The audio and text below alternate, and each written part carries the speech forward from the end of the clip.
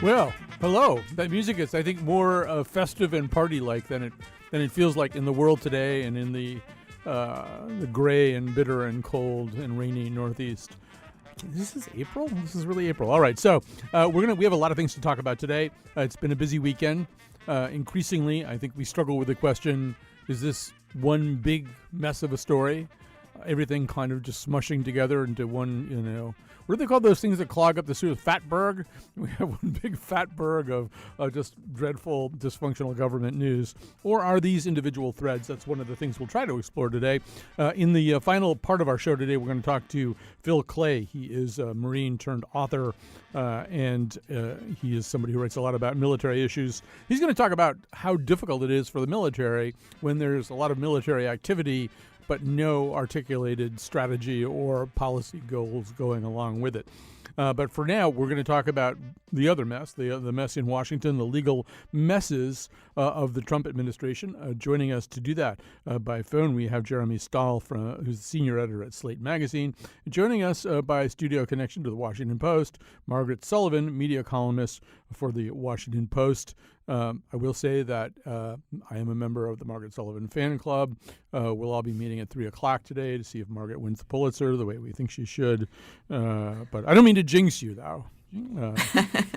I can already tell you that's not going to happen. But thank you. Thank you for being in the fan club. You don't know that. You don't know whether you're winning the Pulitzer or not. All right. So it's hard to know where to begin. But one of the points that you've been making, that you've made in your column this week, is something that I've thought a lot about, too, this year. I sort of went back and restudied Watergate and listened to Slow Burn, the terrific Slate podcast about this. And every time you talk to anybody about Watergate and compare it to the current moment, there's sort of two interesting questions that pop up. One of them, and it's very well addressed by Slow Burn, is do people know what kind of situation they're in when they're in the situation? And the other one is, what would happen today? What are the differences between then and now? So, Margaret, that latter question is one that you've been exploring. There wasn't really anything comparable to Fox News or any of the other attendant, highly conservative, kind of single ideology organs of the press back then. What difference do you think it makes that there is? Well, what you have with Fox News is a constant pro-Trump cheering section that never lets up. And that's not true of every moment on Fox. They have some good journalists and they do actual news sometimes, but their commentary, certainly people like Sean Hannity, Tucker Carlson, and others are, keeping this drumbeat up of, the deep state conspiracy against Trump. The fact that, there's a whole group of people who are trying to bring him down. And this tends to undermine the thinking that the rule of law actually matters, which is, during the Nixon era and the Watergate era, there certainly were plenty of people who didn't accept that his administration and he had done anything wrong for a long time. But there wasn't a consistent cheering section that was, keeping this drumbeat going. So I think that's a huge difference. And Fox News has been around since 1996. It wasn't there in 1973 when the Saturday Night Massacre happened. Right. So, going back and listening to Leon Neyfak's terrific podcast, and I went back and reread Michael Schudson's Watergate in American Memory, which is for me one of the really great books about this. And the point both of those made was that the press can never do this alone. It always takes, the press can help, the press can provide a certain amount of, put a little bit of gas in the tank, keep some forward momentum going. But Watergate really turned when James McCord wrote his letter to Judge Sirica. So much of the things that are Watergate were the work of investigators on the congressional committees and the work of judges and prosecutors and then ultimately the political apparatus that got engaged. And, the press then plays a pretty significant role in keeping that story alive. So, in a way, Margaret, you look at Fox and you wonder, Well, yeah, I mean, it is a very different situation, but you wonder how much they can do for a Donald Trump. And you also wonder whether maybe it makes more sense. I mean, today there's quite a bit of coverage of Senator Tom Tillis of North Carolina. He's one of the few Republicans stepping forward to do a kind of protect Mueller resolution. You kind of wonder, maybe those are the big players. Maybe we overestimate the role of the press anyway. Right. And I mean, it's very hard to know exactly what's happening. You know, we don't have we have no 2020 hindsight because we're right in the middle of it. And that's where, and I know you want to talk about this, Adam Davidson's story in the New Yorker a couple of days ago, you know, made the point that we're actually at the beginning of the end here of the Trump presidency, and that when we were at the beginning of the end of other things, you know, like the huge financial crisis, we didn't know it, or what was happening in Iraq. We didn't know it until further along down the road. But he recognizes the signs and says it's you know, it's all over but the shouting, of which there will be plenty. Let me add Jeremy Stahl to the conversation that we're having. So the Adam Davidson piece, and there have been other pieces like this. Jonathan Chait wrote one a week or two ago, kind of making the argument that the story of the Trump administration, and if we're on the downward slope of the Trump administration, the story of that downward slope is less an exotic le carré tale of Russian collusion and more closely linked to kind of garden variety economic financial corruption. I mean, very polymorphous and internationally based financial corruption that's going to probably take place on a lot of different fronts. Jeremy, you've been following all of these stories so closely. How well does that resonate with you? The broader argument that Adam Davidson made very well in the New Yorker this week, that this was a turning point week because we saw what was going on in the Southern District of New York with the raids of Trump's personal attorney, Michael Cohen's office, really, really resonated with me. And it seemed like a significant moment, and it's not just what happened, but who was doing it. And, you know, speaking with several former prosecutors and experts in the DOJ and this sort of thing who know this sort of stuff, they can clearly see that this is kind of tentacled out in a way that is going to make it very, very hard for Trump to respond to with any potential further obstruction that people were fearing, such as the possibility of firing Rod Rosenstein, the possibility of trying to get somebody to fire Robert Mueller. So that resonated very, very strongly with me. The broader question of, the smaller question that you asked of how this might come down to more, you know, kind of opaque and not necessarily Russia collusion, but these sort of business dealings in like Georgia and Kazakhstan and these former Soviet satellites.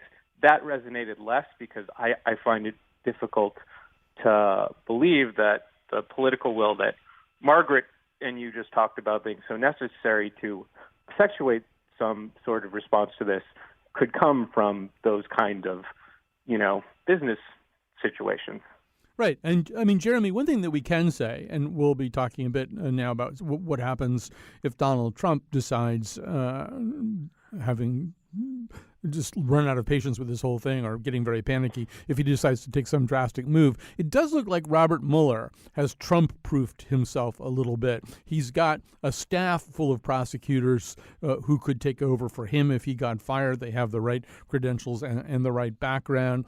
He's diversified, as you say, the investigation, so some of it isn't in his office anymore. Some of it's in the Southern District of New York. I mean, we spend a lot of time worrying about what happens if Donald Trump fires Rod Rosenstein or if he fires Robert Mueller. I hadn't really thought very much about what Robert Mueller thought about all that until recently. And then I thought, well, he probably is not just a passive actor, right? He probably has a plan for if he gets fired. Yeah, well, Jed Sugarman has written very smartly about how in Slate, he's a law professor at Fordham, and he's done very good pieces for us, pointing to the fact that, you know, even if Trump were to use additional means of potentially trying to block this investigation, such as a pardon or something like that, that too would be difficult for him to use to obstruct anything, just because the way Mueller set this up, the way Special Counsel Mueller has set this up, he's given himself other avenues, and that includes not just this Southern District probe that the New York Times has reported is more threatening to Trump and the Trump administration officials personally than the Mueller probe, but also he has set it up so that there's the potentiality for state investigations if somehow his own probe is thwarted. And as you said, the investigation itself is made up of a team of very smart prosecutors and very capable prosecutors. And even if somehow the team was broken up and the investigation was dispersed among other DOJ prosecutors, it would still be in the hands of fairly capable people. It could only be slowed down at this point rather than actually fully halted. And that's the argument that Frank Bowman actually makes in Slate in the piece that is up this morning.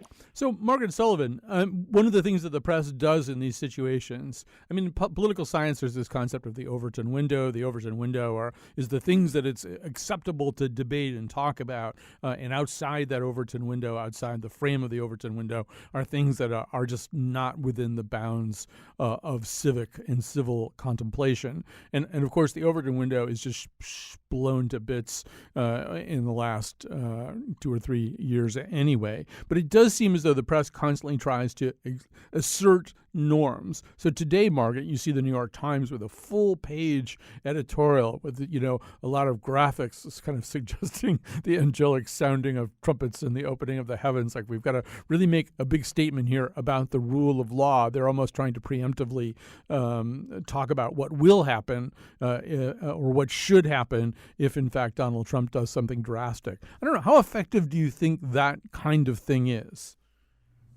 Well, in some ways, it's preaching to the choir. The Times, the people who give a great deal of credence to what the New York Times or the Washington Post or other large, mainstream elite news organizations do, probably already believe the things that are in that editorial. But you have large swaths of the country and significant numbers of members of Congress who either don't agree or don't think that it will be in their interests to get behind that. So while it's impressive and it's worth saying and it's true, and kudos and all that, I'm not sure it really changes anything. Of course, I'm never really sure that any editorial in any newspaper ever changes anything, which doesn't mean that they're not worth doing. But they're not necessarily, there's not a cause and effect based on what they do. But they're still worthwhile. Well, and I think, the first ring of people who read an editorial like that in the New York Times or the Washington Post are people in Washington.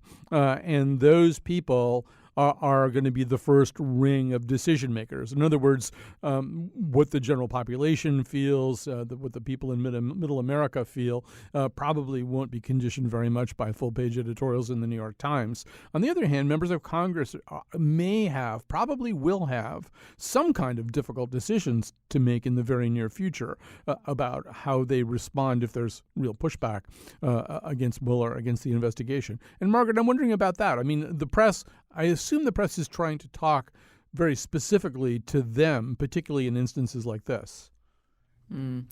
Well, I think that they're speaking, the press, newspapers are speaking to the general public, but they certainly know that there's a core of decision-making readers who they're also speaking to.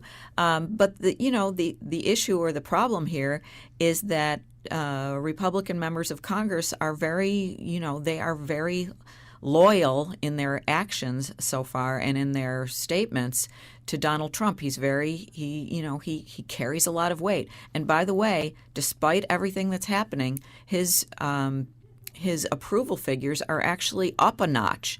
So, we may think that and And I thought Adam Davidson's piece was very persuasive too.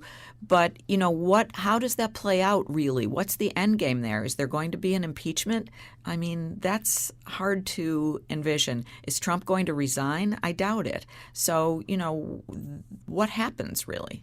Well, we're going to take a very brief break here so everybody can think quietly to themselves about what happens. When we come back, we'll have more of Margaret Sullivan, more of Jeremy Stahl, and more of you. Please stay with us. Sitting on the throne tonight, it kind of feels like a coup d'etat, but it's gonna be huge.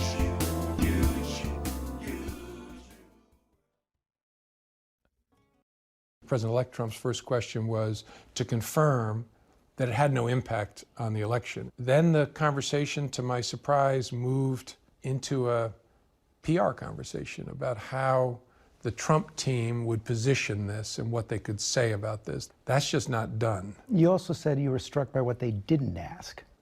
Very much. No one, to my recollection, asked, so what's coming next from the Russians? How might we stop it? What's the future look like? There was none of that. It was all, what can we say about what they did and how it affects the election that we just had? All right, that, of course, is the voice of James Comey. He's talking to George Stephanopoulos on ABC. With me from the Washington Post, Margaret Sullivan, media columnist for the Washington Post. Jeremy Stahl, senior editor at Slate Magazine. I was confessing before we went on the air, I have Comey ennui. I'm not as excited about James Comey as George Stephanopoulos wants me to be. All right, so but I'm going to ask each of you about this. And so, Jeremy, maybe we can start with you. One of the things that's kind of interesting about James Comey is, although he is currently regarded as somebody whom Democrats and anti-Trumpists should exalt and whom pro-Trumpists should besmirch. As he revealed last night in that interview, like over and over again, as he reveals, he kind of has something to get under the skin of everybody. I mean, he one thing that you can say about Comey is he isn't really a one-sided guy. I mean, he's more grossed out by Donald Trump than he is by anybody on earth right now. But really, he's not a one-trick pony that way. Yeah, I agree with that. I also agree with your Comey ennui. I did not find last night's interview particularly illuminating, and I kind of, I feel like it maybe should have been expected that after several hours of Senate testimony, James Comey had told his story and didn't have much more particularly to say that isn't currently classified, and that was the dodge he used rightfully in his Senate testimony to avoid some of the harder questions surrounding this, and he's not going to answer those questions in an interview with George Stephanopoulos, so it's not going to be particularly thrilling necessarily. And then to that other point, I feel like, he is somebody who obviously before he was the chief antagonist of President Trump, he was actually held up right at the end of the campaign, as his actions were held up by Trump as something that the president appreciated in reopening the Hillary Clinton investigation and publicly announcing that he was reopening the Hillary Clinton investigation in the waning days of the election in a way that may have swung the election. So, whatever you may say about Jim Comey and his action in all of these episodes, it doesn't seem like he's really in it with a particular partisan agenda. So, Margaret Sullivan, we've been journalists for a long time. I've been a reporter. I was a newspaper reporter for 20 years before I started doing this. And I mean, one thing that consistently people from the Justice Department do is they say, well, we're not going to comment on an ongoing investigation. I mean, you can ask them the question 25 different ways, and they'll just say the same thing back to you. One of the weird things about James Comey all along, he's like the only FBI official who will comment on an ongoing investigation. He did it in the summer of 2016 when he initially said that he wasn't going to pursue an investigation against Hillary Clinton, but then went on to talk about all the ways that she was reckless and frustrating to him. And then he did it again down the home stretch where he talked about an ongoing investigation that seemed to have a little bit more snap, crackle, and pop for him all of a sudden. And watching him on on ABC, I guess I was sort of having the same reaction that these guys, they're not even good at this stuff because they don't really talk to the press. That's sort of what they don't do. So there's something very odd about, Comey just unburdening himself in the way that he did. I need to ask you a question. I guess the question is, does any of that amount to anything? Well, it is very weird that he has, even though he, portrays himself as being this, picture of integrity and someone who follows the rules and someone who always tells the truth, he actually has multiple times now gone outside the norms of the very organizations that he's been a part of to make his own decisions that have had very, very, fateful consequences. And so, he sort of tends to talk and write one game and act another. And so, you have to look at him in that context. I mean, he's a fascinating figure, especially, in part, I think, to himself. He is a big ego. And that's on display in a great deal of what he does. And that's an odd characteristic for someone who's been in the positions that he's been in. And I think you can contrast that with Mueller, who, rarely says a word, but, you have the sense that noses to the grindstone, he's following all the rules, and he's being very, very smart about everything he does and very, very calculated. I don't mean that in a bad way, but just, really nose to the grindstone and thinking of every possible thing that may come up. Right. And that's very much what these guys typically do. They keep a very low profile until they're ready to indict somebody, and then they indict people. And Mueller has already done that. I think he's now has 5 guilty pleas. I've lost track of how many indictments, but he's already indicted. A lot of indictments, over a dozen. Yeah, he's indicted a lot of people. Some of them were Russians. Right. And so, Margaret, I don't know. I was thinking about all that, thinking about Comey, thinking about everything that we're talking about right now. I agree that impeachment seems very unlikely. I think the thing that does seem likely is that, as it should be, I think, the next people who are really going to weigh in on this are probably not prosecutors, although some stuff could happen in the next 6 months involving some of these corruption things and Michael Cohen stuff. But I think the greater likelihood is that the next group of people who are going to weigh in on this are voters, which is the way that we like it in America. And so, really, the truth is, as we head towards these November midterm elections, that probably is the most significant barometer of how America is reacting to everything that it's learning. It's going to be certainly seen that way, and I think it will be.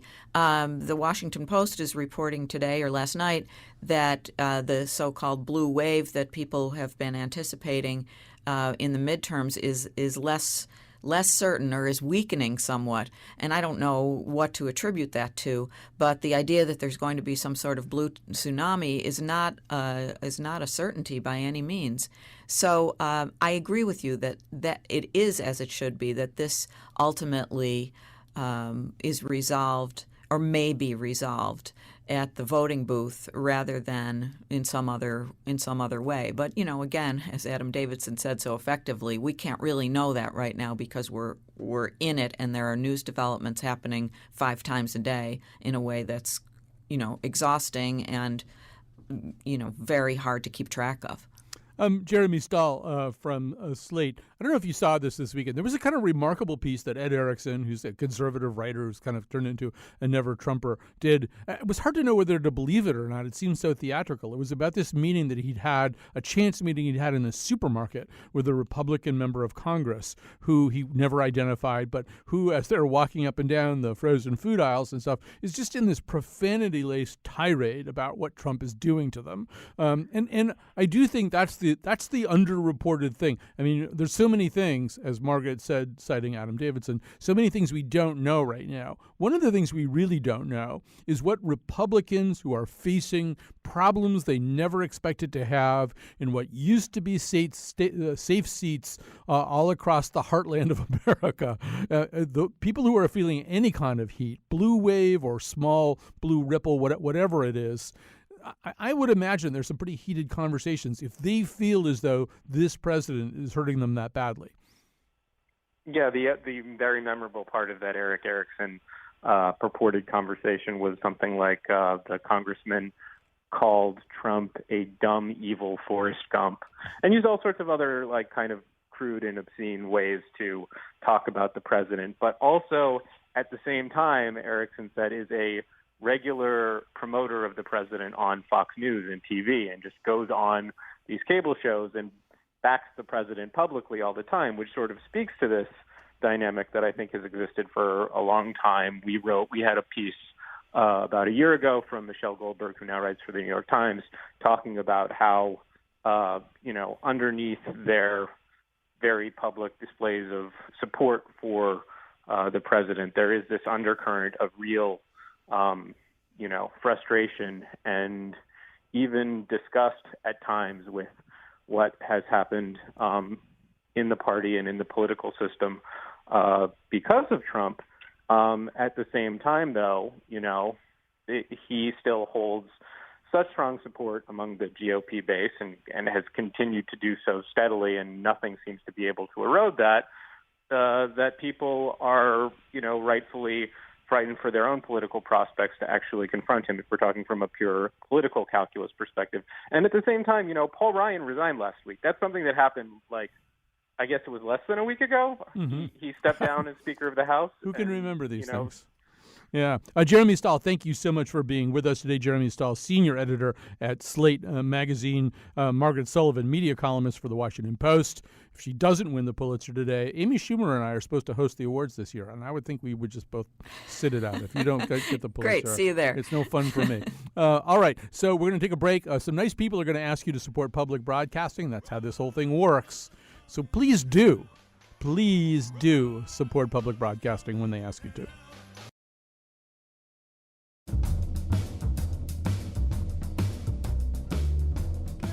Today's show was produced by Betsy Kaplan, with help from me, Kyone Wolf, and our intern, Julius Brown. The part of Bill Curry was played by James Comey. On tomorrow's show, what goes into making a really good theme song? Because we need one. And now, back to Colin. Right. Before we go to our final guest of the day, I do want to say that we now have official word that the mayor of Hartford, Luke Bronin, has dropped out of the gubernatorial race. We'll have more details on that during the All Things Considered hour today. But the rather crowded field for governor is one body less crowded right now. All right. Now we're going to talk a little bit about missile strikes and about Syria, but in a much broader way. We're really going to talk about military policy and foreign policy and what it takes to have a foreign policy that's meaningful enough so that the people who put their lives on the line, the people who have to execute these military policies, understand what they're doing and why they're doing it. Joining us right now is someone who's been with us before, Phil Clay, author of the short story collection Redeployment and a veteran of the United States Marine Corps. Phil's essay on the waning morale of U.S. troops is featured in The Atlantic. 2 decades of war have eroded the morale of America's troops. Phil Clay, welcome back to our show. Thank you for having me again. So, Phil, you begin the essay. You tell a story of 2 soldiers who take fire in an exchange of fire. One of them lives through it. The other doesn't. I'll let you pick up the story, but I mean, the Marines in that situation have to do a remarkable thing, which I cannot personally imagine doing because 2 of their comrades have fallen in battle.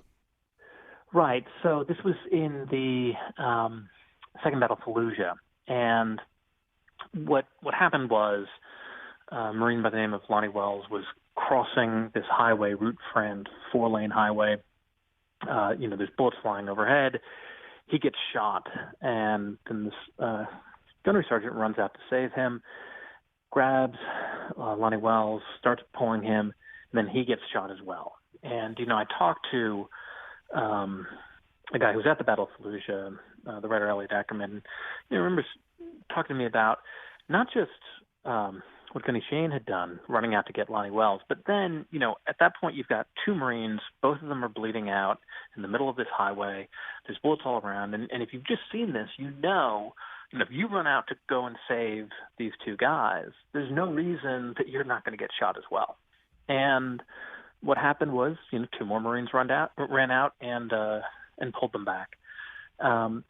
And so, it's one of those stories of courage and the kind of, values that we talk about when we talk about a band of brothers and people who are putting themselves on the line for each other. And so I started with that because I think, it calls up all of these images of what men are called to do in a military unit when we send them overseas, right? At its most extreme. And then I started asking myself about, the reasons that we're putting people in those situations. Because one thing that I've noticed, and I was in the military myself, and a lot of friends, that especially starting around 2011, I was encountering more and more people who either didn't believe in the mission that we were sending them overseas to do, or they had difficulty even articulating what it was because it kept changing. And so, it's one thing to go out and risk your life and know that you're going to be in these kind of incredible situations when you have a clear mission and end state. It's another thing altogether when we're sending people on 5, 6, 7 deployments, and the people that we're putting into those situations can no longer even really articulate the mission, or they don't believe that we're fully resourcing it to give us a chance of success. I think another thing that happens, Phil, is that these days, and these days I would say extend further back than the simple inauguration of Donald Trump. There's a weird distancing that goes on. The thing that I used to bring up all the time, people during the campaign and even before the campaign would talk about how we needed to go to war against ISIS, or we're not doing anything in Syria, or you'd hear these kinds of things. And I would say Google Operation Inherent Resolve, and there's a whole website for it, and then read it. Because, just the amount of tonnage, that had been dropped, the amount of money that had been spent on a, pretty vast military operation during the Obama years on behalf of a domestic population that, as far as I could tell, had no idea that was happening. If you were to ask the average person, do we have a major military operation underway in Syria and Iraq, they would go, oh, no, we're all done with that stuff. Well, that was by design, right? So, the Obama administration tried to pull out of Iraq and Afghanistan. They wanted to, and kind of famously pulled troops out, but they also cut economic assistance and diplomatic engagement with Iraq. And then with the rise of ISIS, they found themselves being drawn back into the conflict, but they were very resistant to calling it a war, or to really kind of work out a policy that we as a nation were going to debate and then, make a decision about whether we're going to fully resource it or not. So, as late as 2015, when we've got special operators on the ground and, White House spokesmen are kind of doing a tap dance trying to say that they're not in combat, even though they have been in combat, or, they're not boots on the ground. Members of the administration, to include the president, were saying, we've ended the wars in Iraq and Afghanistan, right? Even though everybody in the military knew that wasn't true. And one of the reasons for that, I think, we can talk about President Obama, we can talk about President Trump, and, I can criticize individual pieces of their policy, but I think a broader thing that has happened is we no longer debate war plans anymore. We are still operating on an authorization for the use of military force from before the Iraq War, and we're using it to fight groups that didn't even exist back then.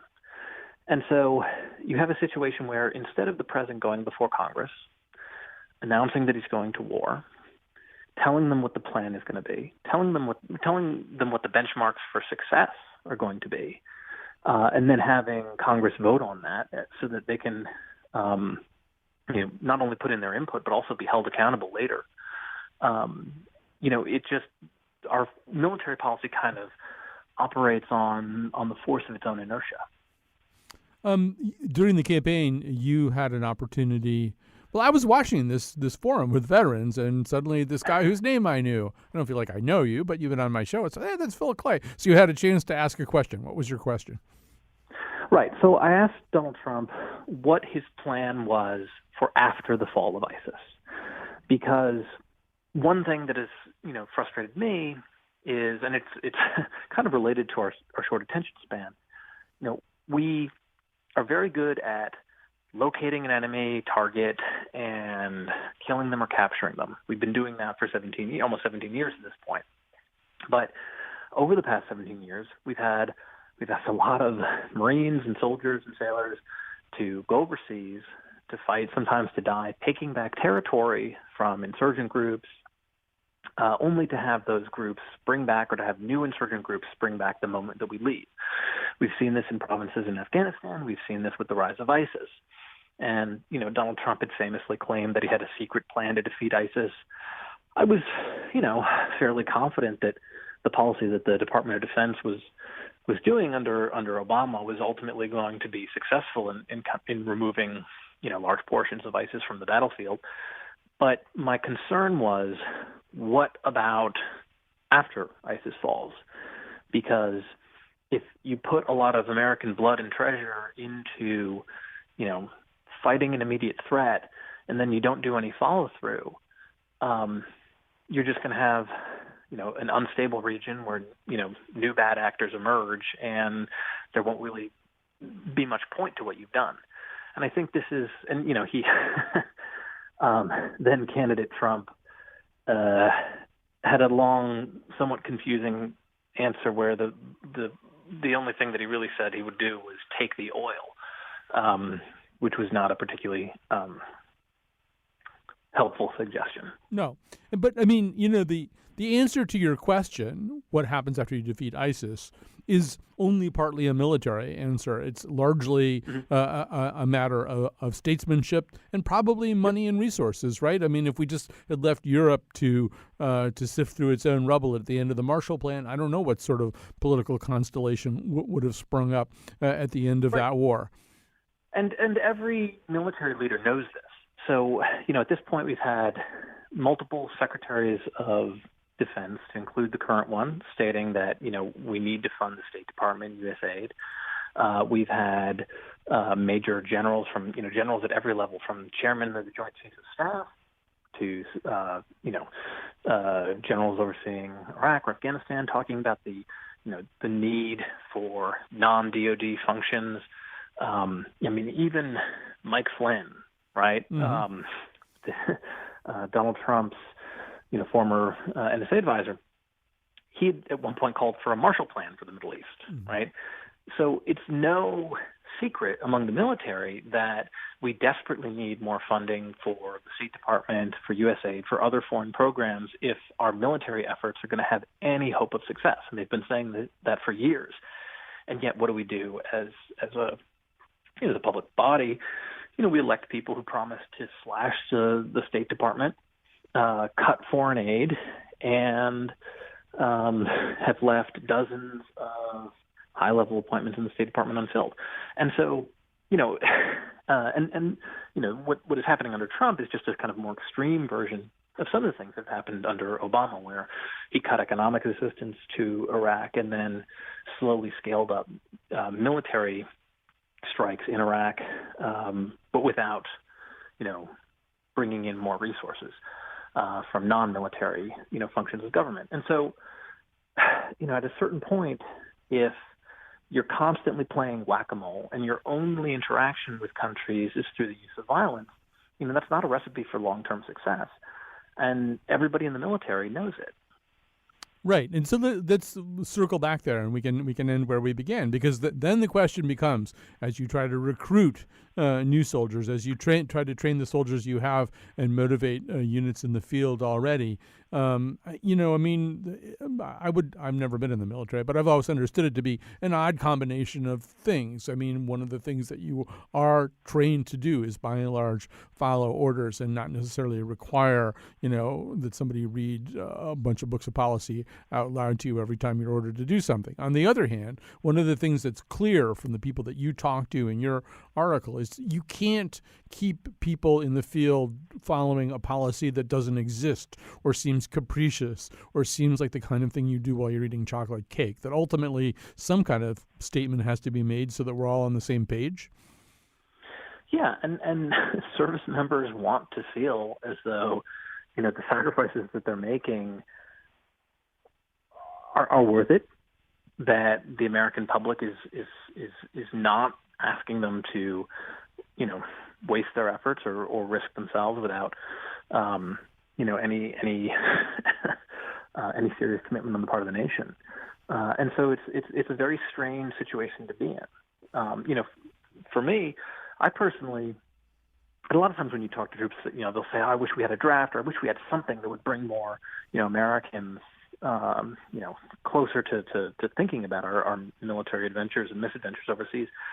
I don't think we'll ever have that, but I do think that at the very least, if we're going to be at war, if we're going to be in a state of perpetual war, the founders originally wanted us to have to vote every 2 years just to say whether there was going to be a standing army, right? I would like to see the president have to go an authorization of military force that requires the president every 2 years to come before Congress to say what the mission is, what we expect to get out of it, what the benchmarks of success would be, what resources it would require to be successful, and then have every member of Congress vote on it, right? Sounds reasonable to me. Hey, Phil, we're just gonna have to wrap it up there. We're out of time, but that sounds like a very, very reasonable proposal. Phil Clay, author of the short story collection Redeployment, a veteran of the United States Marine Corps. Read his essay on the waning morale of U.S. troops, featured in The Atlantic.